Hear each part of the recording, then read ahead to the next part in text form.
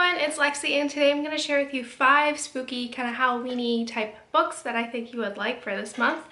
So without further ado, let's get started. So the first book I have is The Diviners by Libba Bray, and this is kind of like a paranormal kind of book, I don't know, paranormal-y book, historical fiction, I guess. It takes place in the 1920s and it follows people who are known as the diviners, who have kind of like special powers and all this. But while this is kind of earthing up, like one girl is kind of discovering her powers, like she can touch any object and it will kind of read to her, I guess, like kind of speak to her. And her uncle runs kind of like the museum of like magic and all that, and like kind of like the diviner stuff. So while kind of this is unearthing and she kind of crosses paths with people who do have these powers, there's also these very horrible murders going on with this kind of person that no one knows about. Very brutal, and it's actually really creepy. Like, this book really freaked me out. I'm trying to be vague about it because I don't want to spoil a lot of the plot for you. But yeah, it was really creepy. Just a man, like the descriptions, like the narrations of the murders are actually really creepy. Just how they're written.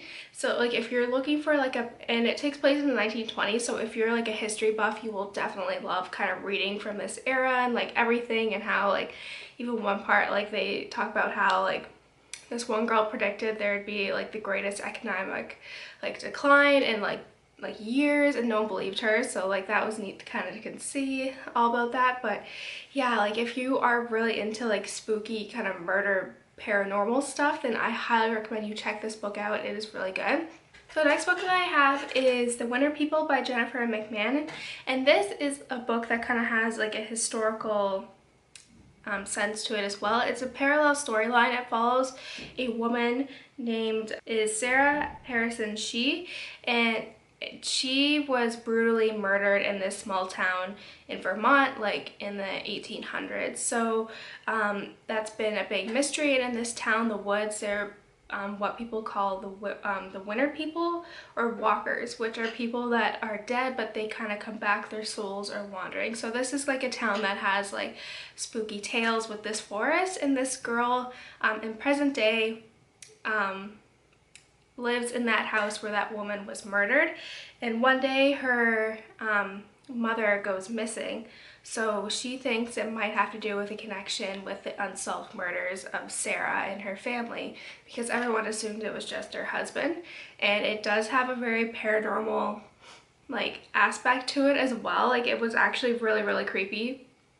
Yeah, so I'm trying to be vague about this plot as well, but just kind of, it was very good, like trying to just like unearthing everything and like kind of solving this murder that's been like over 100 years old and all this. And there's like this paranormal element, and it's actually really creepy. Like, I can perfectly picture like a Vermont like house that's in the middle of nowhere in the forest, kind of foggy and with snow. Like, the way it was described just brought me chills. So if you are looking for something like that, then I highly recommend you check out this book. And this next one is one that I just actually finished reading, and it is The Bone Garden by Tess Gerritsen, and this is also kind of has a historical element to it. So one day in present day, this girl named Julie she kind of bought this house that is kind of very old. It's over 100 years old, and one day, like, the house needs a lot of work, so she's working in the garden and she's digging, and she uncovers this kind of this skeleton that's in her backyard, and that unearths a lot of, like, I guess history kind of comes with that, because the grandson of the woman's house that she bought, who passed away, like, he has all these boxes and boxes worth of stuff that has like the history behind why there's a body in the backyard, like what could have led to that. And so she kind of uncovers that it takes place in the 1830s. Okay, so it kind of follows the story of Rose, whose sister just died while childbirth, and this child, for some reason, people, like someone really powerful wants to have her. So her path kind of crosses with a guy named Norris, who is this farmer's son who's working for medical school. And for the dean kind of to pay for his tuition, he has to work with a resurrectionist, which is someone who goes and buries up freshly buried bodies for the medical school, because at this point in like history, it was like bodies weren't really donated to science unless they were criminals, so having a body to dissect and learn from was very hard to get, so people would go, like medical schools would go and steal them. So you can see how that causes a lot of issues. And then also they have a fellow student for med school, Oliver Wendell Holmes, who actually was a true like historical figure. He was the one like doctor who came up with the phenomenal theory of to wash your hands after you see and before you see a patient, and how that kind of changed the field. But anyway, like after this child is born, there are these brutal murders happening around town.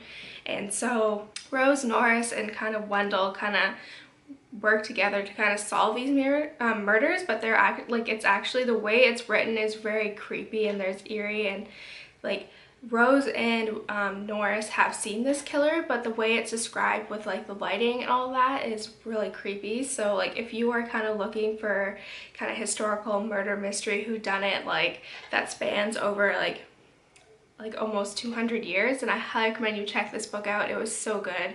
So next, this next book is And Then There Were None by Agatha Christie, and this is like a classic whodunit.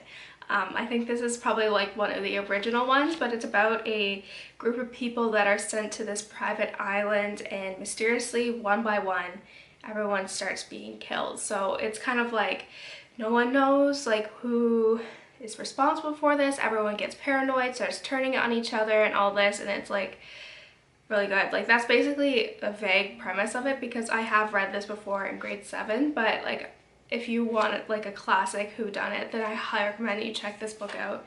It is so good, and it's really creepy, and from what I remember, like it was just really spooky. Maybe because I was like 11 when they made me read this, which I don't think was very appropriate for like a school book, but I liked it. I would like it now, so I highly recommend that you check this one out if you're looking for like a spooky kind of whodunit. Hey guys, so I forgot to mention this other book as well.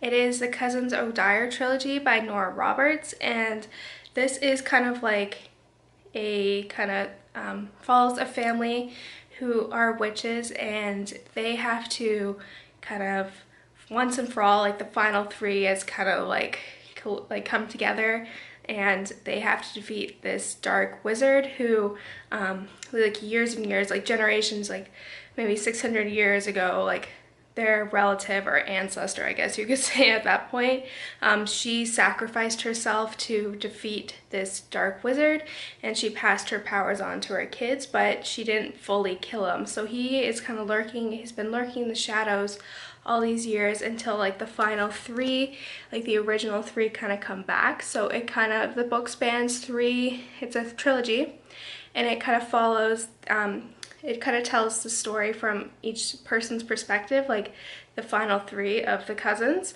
So it's really neat. Like it's takes place in Ireland, so like there's kind of that culture there as well, and it was just really neat to see just how, because each book starts out with kind of like the past and then it forwards to the future, and there's a lot of parallels with the storyline and all that. So if you're looking for like kind of like a witchy kind of one, that like a witchy novel that covers the course of like so many years, and I highly recommend you check this series out.